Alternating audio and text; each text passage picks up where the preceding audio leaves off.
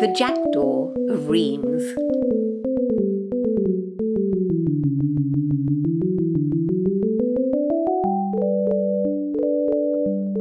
The jackdaw sat on the cardinal's chair.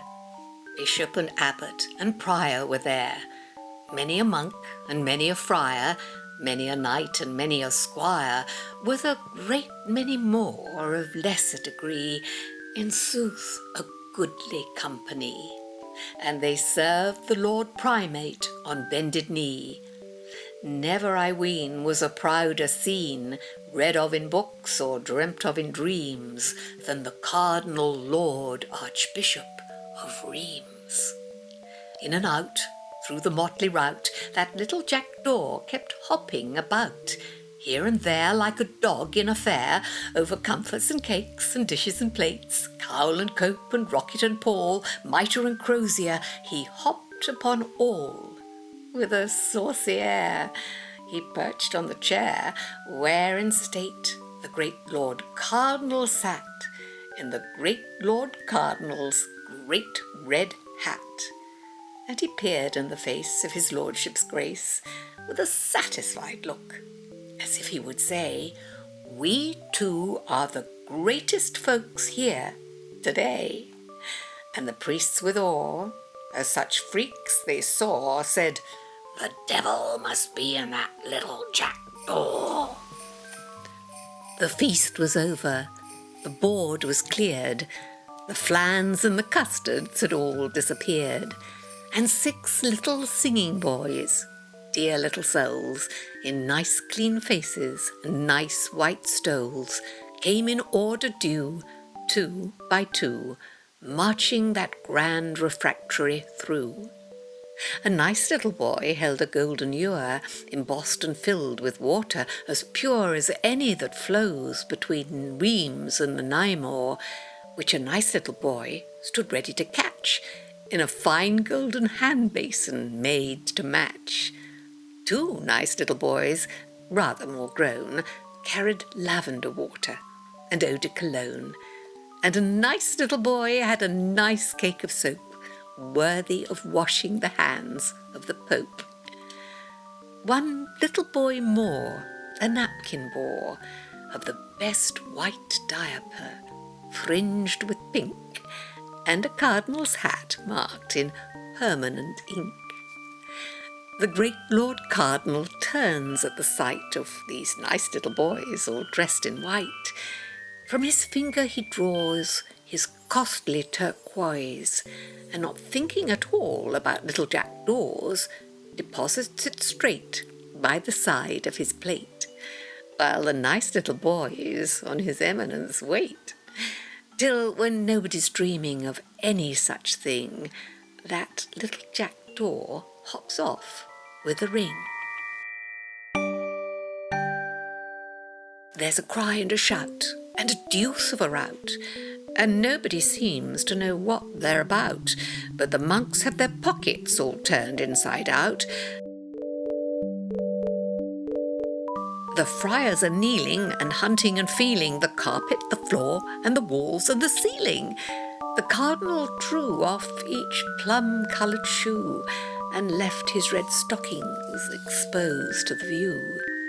He peeps and he feels in the toes and the heels. They turn up the dishes, they turn up the plates, they take up the poker and poke out the grates. They turn up the rugs, they examine the mugs, but no such thing. They can't find the ring. And the abbot declared, when nobody twigged it, some rascal or other had popped in and nicked it. The cardinal rose with a dignified look, and he called for his candle, his bell, and his book. In holy anger and pious grief, he solemnly cursed that rascally thief. He cursed him at board, and he cursed him in bed, from the sole of his foot to the crown of his head. He cursed him in sleeping, that every night he should dream of the devil and wake in a fright, He cursed him in eating, he cursed him in drinking, he cursed him in coughing and sneezing and winking, he cursed him in sitting and standing, in lying, he cursed him in walking, in riding, in flying, he cursed him in living, he cursed him in dying. Never was heard such a terrible curse. But what gave rise to no little surprise, nobody seemed one penny the worse.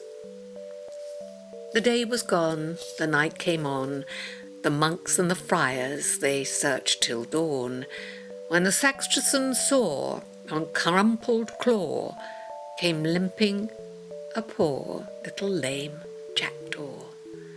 No longer gay, as on yesterday, his feathers all seemed to be turned the wrong way, his pinions drooped, he could hardly stand, his head was as bald as the palm of my hand.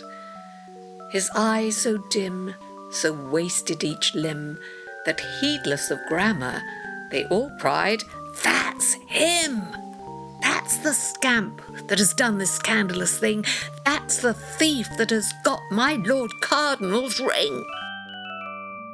The poor little jackdaw, when the monks he saw, feebly gave vent to the ghost of a caw.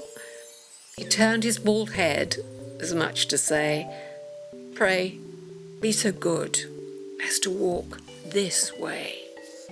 Slower and slower he limped on before, till they came to the back of the belfry door, where the first thing they saw, midst the sticks and the straw, was the ring in the nest of that little jackdaw.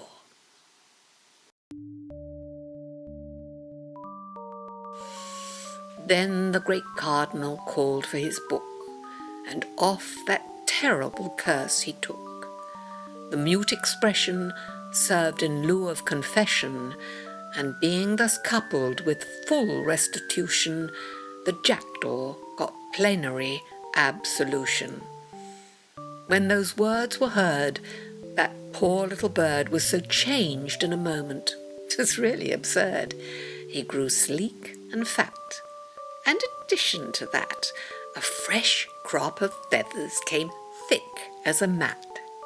His tail waggled more, even more than before, but no longer it wagged with an impudent air. No longer he perched on the cardinal's chair. He hopped now about with a gait devout. At matins, at vespers, he never was out, and so far from any more pilfering deeds, he seemed always telling the confessor's beads.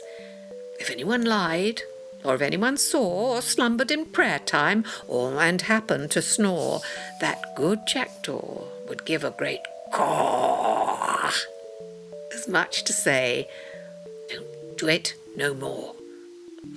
While many remarked as his manners they saw, that they never had known such a pious jackdaw. He long lived the pride of the countryside, and at last in the odour of sanctity died.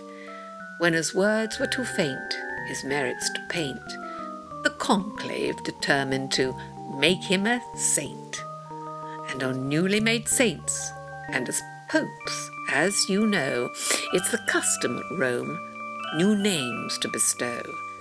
So they canonized him by the name of Jim Crow.